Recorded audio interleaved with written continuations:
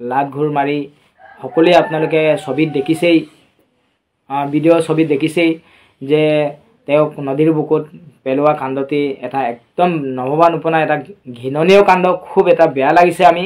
আৰু এইজন ব্যক্তিক কোনোৱে যাতে সুৰক্ষা নিদিয়ে, এইজন ব্যক্তিক ওলাই আনি কঠোৰতম ব্যৱস্থা গ্ৰহণ কৰিব লাগে। যোৱা পৰহি দিনাখন দিনজান ঘাটত যি ধৰণে এটা নাও দুৰ্ঘটনা হ'ল, সেই সম্পৰ্কত মই আজি দদিয়াৰ স্থানীয় যুৱক হিচাপে বা দদিয়া পুনঃস্থাপন দাবী সমিতিৰ সম্পাদক হিচাপে মই আজি আহিছোঁ যে দদিয়াৰ প্ৰকৃতাৰ্থত ঘটনাটোনো কি হ'ল মই এই সম্পৰ্কত সংবাদ মাধ্যম যোগেদি আজি অসমৰ জনতাক জনাই দিব বিচাৰিছোঁ। স্পষ্টভাৱে যোৱা পৰহি দিনাখন আমাৰ দদিয়াৰ প্ৰায় ছানডে আছিল। দদিয়াৰ জনসাধাৰণে সদায় আমাৰ ককা আইতা আজু ককা আইতাৰ দিনৰ পৰা আমাৰ দিনজান ঘাটত, দিনজান বজাৰত আমাৰ দদিয়াৰ মিচিং ৰাইজে তাত বজাৰ কমৰ হাট বজাৰ কৰা হয়। তাত আমাৰ নিজৰ পোহনীয়া জীৱ কুকুৰা, গাহৰি আদিকে কৰি মাছ বা শাক পাচলি ইত্যাদি বজাৰ কৰিবলৈ আহে। সেই মুহূৰ্তত প্ৰায় আমাৰ তাত 1500মান বোট আহিছিলে। আমাৰ নিজৰ যাতায়াতৰ আমাৰ মূল যাতায়াতৰ ব্যৱস্থাতে হৈছে বোট, ইঞ্জিন চালিত বোট নাও। তাতেই সৰু স্পীড বোট নাও আহিছিলে। অহা সময়ত বজাৰ কৰিলে, বজাৰ কৰাৰ সময়ত ঘূৰি যোৱা সময়ত প্ৰায় 1টামান বাজিছে। সেই সময়ত দিনৰ 1টামান বাজিছে। সেই সময়ত দদিয়াৰ নিবাসী জয়গেশ্বৰ মিপুনৰ নেতৃত্বত তেওঁৱেই বোট ড্ৰাইভাৰ আছিল। ইঞ্জিন চালিত সৰু স্পীড বোট নাও আছিল। তাত আছিল বোট নাওখনত যাত্ৰী প্ৰায় 9জনমান আছিলে। নামটো আছিলে যিজন ড্ৰাইভাৰ জয়গেশ্বৰ মিপুন, আৰু আছিলে জ্যেষ্ঠ এজন ব্যক্তি আছিলে জিয়াদল মিপুন। তাত আছিলে আমাৰ কালামণি পানিকা, আছিলে তাত হেমা মিপুন, আছিলে আমাৰ যুৱক এজন আছিলে, তাত আছিলে মনোজ পামে, আৰু আছিল অমৃশ মিপুন। মহিলা দুগৰাকী আছিলে দীপালী নৰ আৰু বলেশ্বৰ পাছাৰ আৰু হেমা মিপুন। আৰু তাতে আছিল কণমানি দুটি, এজন আছিল 4 বছৰীয়া সন্তান এজন আছিল, আৰু এটি সৰু শিশু 2 বছৰীয়া শিশু আছিল। আচৰিত ধৰণৰ নগতা এটা ঘটনাই ঘটিলে যে ঘৰলৈ উভতাৰ পথত এই যাত্ৰীসকলে খোৱা দোৱা খাই এখন গছৰ মূৰত যেতিয়া নেকি এখন স্পীড বোট নাওখনে খুন্দা মাৰি তাত নাওখন উলটি গ'ল সম্পূৰ্ণভাৱে। উলটি যোৱা সময়ত তেওঁলোকে যেতিয়া এটা একদম আচৰিত ধৰণৰ খোৱা দোৱা খাই যেনেধৰণে মহিলাসকলক, শিশুসকলক উদ্ধাৰ কৰাৰ ক্ষেত্ৰত এই বোটত থকা যুৱকসকলে, স্পীড বোটত থকা যুৱকসকলে যেতিয়া ধৰণে খোৱা দোৱা খাই তেওঁলোকক যেতিয়া চিঞৰ বাখৰ এটা লাগিলে, তেতিয়া উদ্ধাৰ কৰাৰ সময়ত আমাৰ দিনজানৰ এজন দাদা নিৰীলোক আহি তেওঁ উদ্ধাৰৰ কাৰণে সহায় হাত আগবঢ়াইছিলে।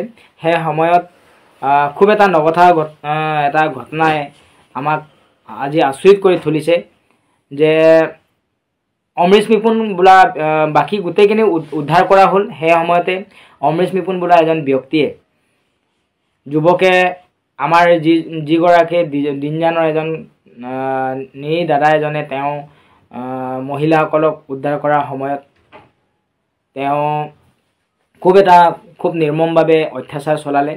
যে সেই নিৰী লোকজনক, দিনজানৰ দাদাজনক লাট ঘূৰ মাৰি সকলোৱে আপোনালোকে ছবিত দেখিছেই, ভিডিঅ' ছবিত দেখিছেই যে তেওঁক নদীৰ বুকুত পেলোৱা কাণ্ডটি এটা একদম নভবা নোপনা এটা ঘৃণনীয় কাণ্ড, খুব এটা বেয়া লাগিছে আমি যে তেওঁ যি ধৰণে এনেকুৱা ধৰণৰ সেই দাদাজনক অত্যাচাৰ কৰিলে, তেওঁৰ পৰিয়ালক আজি অন্ধকাৰ কৰিলে। মই এই মঞ্চৰ পৰাই তেওঁক দদিয়া পুনঃস্থাপন দাবী সমিতিৰ সম্পাদক হিচাপে আৰু দদিয়াৰ স্থানীয় ব্যক্তি হিচাপে, যুৱক হিচাপে মই তেওঁক এইখন মঞ্চৰ পৰাই গৰিহণাৰ ধিক্কাৰ দিছোঁ। আৰু এইজন ব্যক্তিক কোনোৱে যাতে সুৰক্ষা নিদিয়ে, এইজন ব্যক্তিক ওলাই আনি কঠোৰতম ব্যৱস্থা গ্ৰহণ কৰিব লাগে। মই স্থানীয় ব্যক্তি হিচাপে দদিয়া পুনঃস্থাপন দাবী সমিতিৰ সম্পাদক হিচাপে যোৱাকালি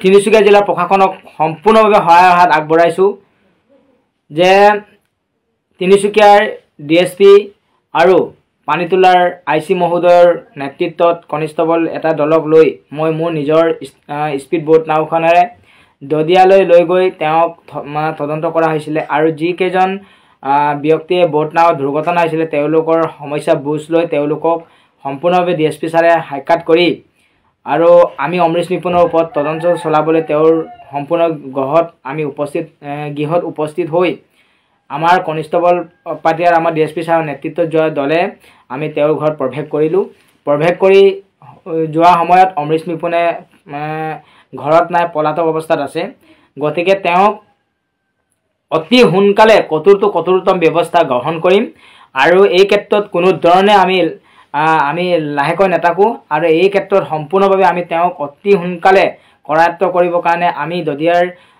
যুৱক হিচাপে আমি চৰকাৰ তথা আমি ৰাইজক সহায়ৰ হাত আগবঢ়াম গতিকে মই এই ক্ষেত্ৰত এটা কথা মোৰ দদিয়াৰ ৰাইজক অনুৰোধ জনাম যে আমাৰ দল সংগঠন টাকা মিচিং পৰিণ কেবাং গাঁওৰক্ষী বাহিনী আৰু গাঁওবুঢ়াসকলক মই ওলাই আহিবৰ কাৰণে অনুৰোধ জনাইছোঁ যিজন ব্যক্তিয়ে কোনো ধৰণে ককা এটা দিনৰ পৰা আমাৰ দিনজানত হাত বজাৰ কৰা লোকক এনেধৰণে আমি কোনো ধৰণে অত্যাচাৰ কৰা দেখা নাই আজিলৈকে দিনজানৰ লোকসকলৰ লগত দিনজানৰ ৰাইজৰ লগত দদিয়া ৰাইজৰ আৰু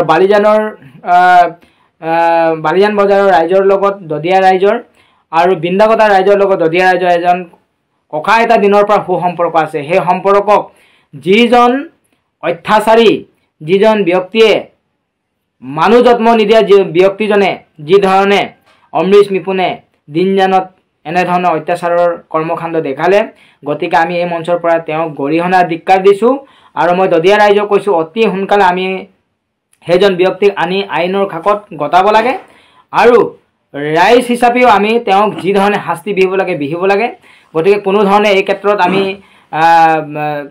লেছ কৰিব নালাগে কোনো ধৰণে আমি এই ক্ষেত্ৰত